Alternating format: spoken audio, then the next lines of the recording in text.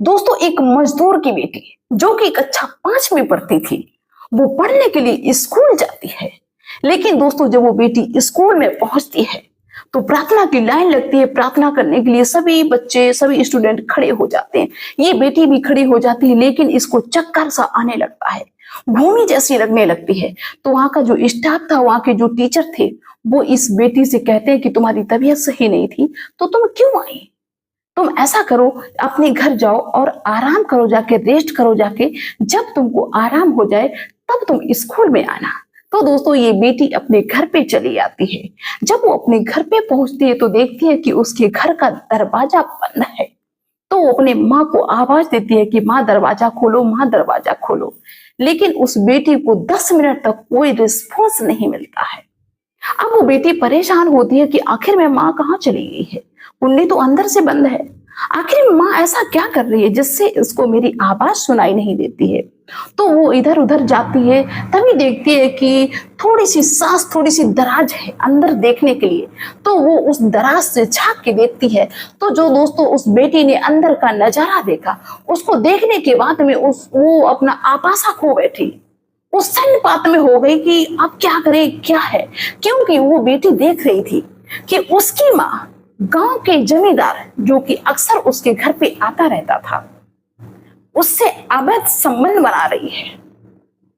ऐसी परिस्थिति में जब उसने अपनी माँ को देखा तो वो माँ को बुलाना भूल गई, एकदम सन्नपात में वहीं पे बैठ गई जहां से उसने अपनी माँ को देखा। कुछ भी नहीं बोला, ना कोई आवाज दी। थोड़ी देर बाद क्या होता है कि वो व्यक्ति जो उस माँ के साथ में था, वो कुंडे खोल के निकल जाता है। उसने इस लड़की की तरफ देखा भी नहीं। तभी अंदर से उसकी माँ भी आती है और अपनी बेटी को गले से लगा लेती है और अपनी बेटी से कहती है कि आज तुम्हारा स्कूल इतनी जल्दी बंद कैसे हो गया, तुम स्कूल से इतनी जल्दी कैसे आ गई। अब वो बेटी कुछ भी ना बोल रही, क्योंकि उसको यही नहीं समझ में आ रहा वो कैसे अपने माँ से बोले। लेकिन वो बार बार पूछ रही है, लेकिन वो बेटी कुछ नहीं बोल रही। खाना दिया तो वो खाना भी नहीं खा रही, पानी दिया तो वो पानी भी नहीं पी रही। ऐसे करके धीरे धीरे समय बीतता है। दोस्तों इसके बाद में उसके माँ ने और उस आशिक ने, इस डर से कि ये किसी से बोलती नहीं, किसी से बात नहीं करती है, ये किसी को हमारे राज के बारे में बता ना दे। अभी तक तो उसकी माँ अपनी बेटी को समझा रही थी कि इसके बारे में किसी को बताना नहीं, जो तुमने देखा उसको तुम किसी को बताना नहीं। लेकिन वो बेटी कुछ नहीं बोल रही थी। इस डर से उस माँ ने और उस दरिंदे ने उस बेटी के साथ में जो किया, उसको सुन के आपकी रूह कांप जाएगी। आप ये कहेंगे कि भला ऐसा भी कोई कर सकता है? इतना घिनौना जघन्य अपराध कोई भला कैसे कर सकता है? तो आइए दोस्तों इस पूरी घटना के बारे में हम आपको विस्तार से बताते हैं कि आखिर में उस छोटे बच्चे के साथ में ऐसा क्या कर दिया इन्होंने। तो आप सभी का बहुत बहुत स्वागत है मेरे YouTube चैनल में एक और नए वीडियो में। दोस्तों ये पूरी घटना है बिहार के चंपारण जिला की। चंपारण जिला का एक शहर पड़ता है बगहा शहर। बगहा शहर के अंतर्गत एक थाना पड़ता है बड़खोली थाना। उस बड़खोली थाना के अंतर्गत एक छोटा सा गांव होता है जहां पे अलग अलग समुदाय के लोग रहते हैं, जिसमें एक ऐसा परिवार भाई मेरे होता है जो बेहद ही ज्यादा गरीब होता है। उस घर का जो मुखिया होता है वो मजदूरी करता है, लोगों को खेतों पे काम करता है, घरों पे काम करता है, जो भी उसको काम मिलता है और उस काम के बदले में जो उसको पैसा मिलता है उससे उसके घर का खर्चा चलता है। लेकिन दोस्तों संयोग बस उस गरीब व्यक्ति की दोस्ती गांव के एक पैसे वाले व्यक्ति से होती है। दोस्ती तो भाई किसी से भी हो सकती है, उसमें कोई ये तो बाउंडेशन तो है नहीं कि नहीं कैसे दोस्ती हो गई। दोस्ती हो जाती है तो अक्सर वो व्यक्ति जो पैसे वाला होता है वो उस गरीब मजदूर के घर पे आता जाता रहता है। और गरीब मजदूर के जो बच्चे थे वो उसको अंकल जी कह के बुलाया करते थे। एक दिन की बात है कि वो गरीब व्यक्ति जो था उसके रिश्तेदारी में कहीं पे बारात थी, जिसके लिए उसकी पत्नी को काफी सारा सामान खरीदना था। तो उसकी पत्नी अपनी बेटी से कह जाती है कि तुम ऐसा करना कि खेत से चारा काट ले आना जाके, इसके बाद में हम शाम को आ जाएंगे तो हम चारा डालेंगे आके जानवरों को, तब तक तुम चारा काट ले आना जाके। और दोस्तों चारा उसी व्यक्ति के खेत से काटा जाता था जो वो गांव का पैसे वाला व्यक्ति था, क्योंकि इसके पास जो गरीब था इनके पास खेत नहीं थे जिसमें वो चारा बोते थे। तो दोस्ती थी, इसलिए वो चारा अपने खेत में कटवाया करता था। दोस्तों माँ चली जाती है जो मार्केट से सामान लेना था वो सामान लेने के लिए, और उसके पिताजी चले जाते हैं मजदूरी करने के लिए, और वो बेटी घर में अकेली होती है। तभी वो शाम के लगभग 3-4 बजे सोचती है कि माँ कह गई है चारा लेने के लिए, तो ऐसा करते हैं चारा ले आते चल के। और दोस्तों गांव से लगभग 500-600 मीटर की दूरी पे ही उस व्यक्ति का खेत था, जो गांव का पैसे वाला व्यक्ति था, जमींदार व्यक्ति था, उसका जितेंद्र नाम था। और वो खेत पे जाती है चारा काटने के लिए, और जब वो चारा काटने लगती है तभी पास में एक ईख का खेत खड़ा हुआ होता है, गन्ने का खेत। उसमें से वही व्यक्ति निकल के आता है जो उसके घर पे डेली आता था, उसके पिताजी से उसकी दोस्ती थी, और उस बेटी को दबोच लेता है। तो बेटी चीखने लगती, चिल्लाने लगती, कहते कि अंकल जी ये क्या कर रहे हो, अंकल जी ये क्या कर रहे हो, अंकल जी मुझे क्यों पकड़ रहे हो, अंकल जी मुझे क्यों पकड़ रहे हो। जब वो चीखने लगती है तो वो व्यक्ति जितेंद्र उसको तेज तेज मारने लगता है, तमाचा मारता है, खींच खींच के थप्पड़ मारता है, और कहता है कि अगर तू चीखेगी तो और भी ज्यादा तुझे मारेंगे, अगर तू चीखेगी तुझे अभी मार देंगे। तो वो बेचारी सहम जाती, छोटी बच्ची डर जाती है, सोचती है कि अब मैं क्या करूं। दोस्तों उसका मुंह बंद करके वो व्यक्ति गन्ने के खेत में ले जाता है, और गन्ने के खेत में ले जाके उस छोटी बच्ची के साथ में उसने हैवानियत की सारी हदें पार कर दी। उस बच्चे का रेप कर डाला उस व्यक्ति ने, उस दरिंदे ने।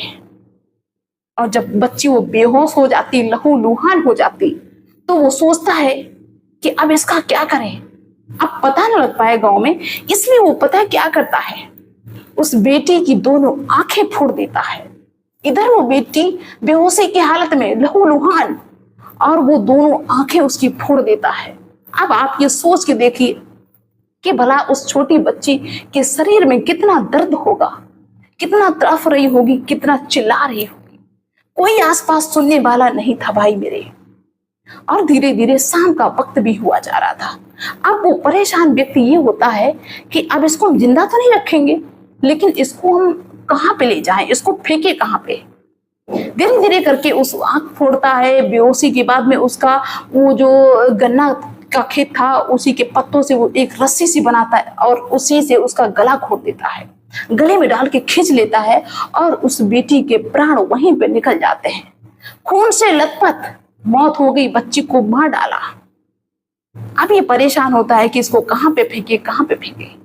लेकिन दोस्तों उसके खेतों के पास में कुछ दूरी पे एक नदी होती है जिसको हरहा नदी के नाम से जानते हैं, और वो उस बच्ची को लेके नदी के पास जाता है। सोचता है कि ऐसा करे इस नदी में फेंक दे, लेकिन फिर वो देखता है कि नदी में पानी कम है, तो वो फिर जाता है, उस मिट्टी को, उस बेटी को वहीं पे रख देता है झाड़ियों में, और घर पे आता है, और घर से एक फावड़ा लेके जाता है, और फावड़ा ले जाके उस नदी के किनारे एक गड्ढा करता है, 7 फुट का गड्ढा करता है, और उस बेटी को उसी गड्ढे में डाल देता है, और डाल के ऊपर से मिट्टी से ढक देता है, और आसपास की झाड़ियों को काट पीट के उसी के ऊपर रख देता है, और आराम से अपने घर पे आ जाता है।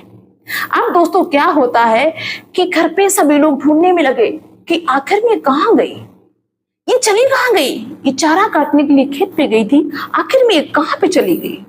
उसकी माँ भी आ जाती है, पिता परेशान, सभी लोग आसपास परेशान कि आखिर में कहाँ चली गई।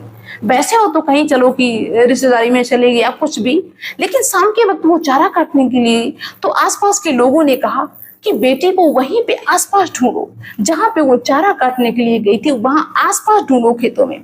तो सभी लोग, गांव के सभी लोग जुट जाते हैं, लेकिन किसी को कोई सुराग नहीं मिलता है।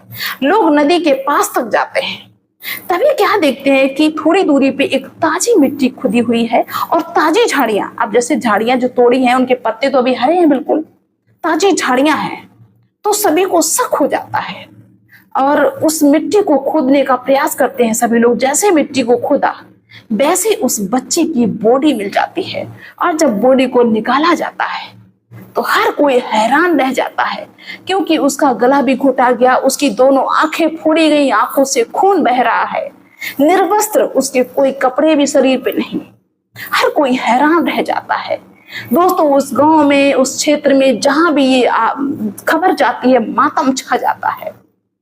अब दोस्तों सबसे ज्यादा हैरान करने वाली बात यह हो गई कि आखिर में ये किया किसने है, किसने किया है। अब वहां पे पुलिस भी आ जाती है, पुलिस को सूचना मिल जाती है, पुलिस भी आ जाती है और उस सब को अपने कब्जे में लेती है। लेकिन दोस्तों क्या होता है कि उसके पिताजी ने, जो उस बेटी के पिताजी थे, उन्होंने 5 लोगों के खिलाफ मुकदमा लगाया, 5 लोगों के खिलाफ केस दर्ज कराया कि इन लोगों पे मुझे शक है। क्या होता है कि पुलिस उन सब पे सख्ती करती है, सख्ती करती है तो 4 लोग निर्दोष पाए जाते हैं। 4 लोगों से जब पूछताछ की जाती है, यकीन मानिए भाई, जब कोई चोर होता है ना तो वो कितना भी बचने का प्रयास करे, कोई सबूत ना हो, लेकिन चोर की जो ना आवाज ही बता देती है कि आखिर में इसने कुछ किया है कि नहीं किया है। तो चारों तो सेफ बच जाते हैं, लेकिन उनमें से एक जो व्यक्ति था उसकी जबान लड़खड़ाने लगती है, पुलिस उसको धर दबोचती है, पुलिस कहती कि यही कातिल है। और ये दोस्तों वही व्यक्ति था जितेंद्र, जो गांव का जमींदार था।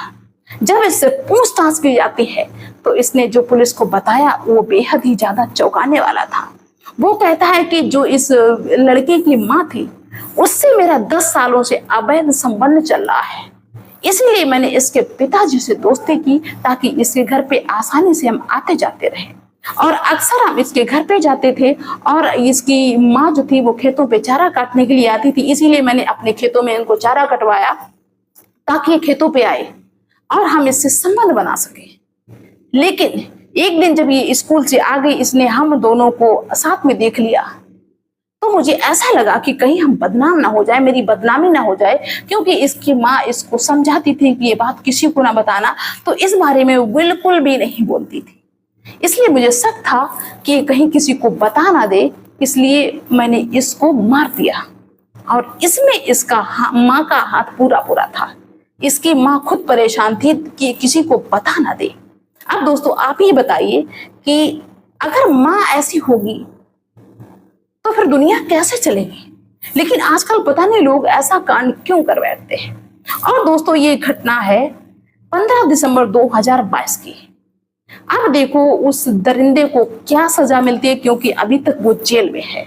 दोस्तों इस कहानी को, इस घटना को सुनाने का मेरा कोई उद्देश्य ऐसा नहीं है कि मैं आपको परेशान करूं, बल्कि इसलिए हम आपको सुना रहे, इसलिए बता रहे हैं कि देखो जो घर में आपके ज्यादा दोस्ती करे, ज्यादा खुले मिले, तो आप ये उसकी पहचान करने की कोशिश करना कि आखिर में इसको क्या लालच है जिसकी वजह से ये मेरे घर में आता है। वरना कोई पैसे वाला किसी के गरीब घर में क्यों जाएगा।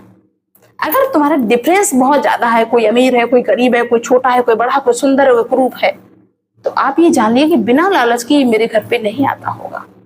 और हर किसी से सावधान रहने की जरूरत है, सतर्क रहने की जरूरत है, क्योंकि जमाना बिल्कुल भी अच्छा नहीं है। किसकी नीयत कब खराब हो जाए इसका अंदाजा भी लगाना मुश्किल है। आप ये सोचिए कि उस बेटी के प्राण भला कैसे निकले होंगे जब उस दरिंदे ने उसको बेहाल किया, उसकी आंखें फोड़ी, कितना दर्द हुआ होगा। लेकिन इस माँ को बिल्कुल भी कष्ट नहीं है।